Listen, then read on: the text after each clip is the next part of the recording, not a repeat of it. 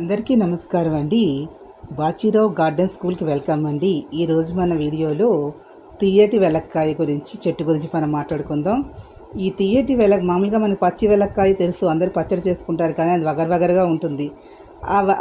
ఆ వెలక్కాయని మనం పెరుగు పచ్చడిలా చేసుకోవచ్చే, కానీ ఫ్రూట్ సలాడ్లో కింద మిఠాయిల కింద వాడుకోలేం, ఎందుకంటే వగరగా ఉంటుంది. కానీ ఈ ధాయి వెలక్కాయ అంటారు, ఇది థాయిలాండ్లో పెంచుతున్నారండి. ఈ మొక్క ఎక్కువగా సాగు చేస్తూ ఉంటుంది. చాలా తీయగా ఉంటుంది, లోపల గుచ్చి కూడా మెత్తగా ఉంటుంది. దీంతో జ్యూస్ చేసుకోవచ్చు, మామూలుగా పండు కింద కూడా తినచ్చు. ఇది ఒక హైబ్రిడ్ రకమైనటువంటిది. ఈ వెలక్కాయ హైబ్రిడ్ రకం. ఈ కొత్త రకం మొక్కల్ని ఎక్కువగా పెంచుతున్నారు.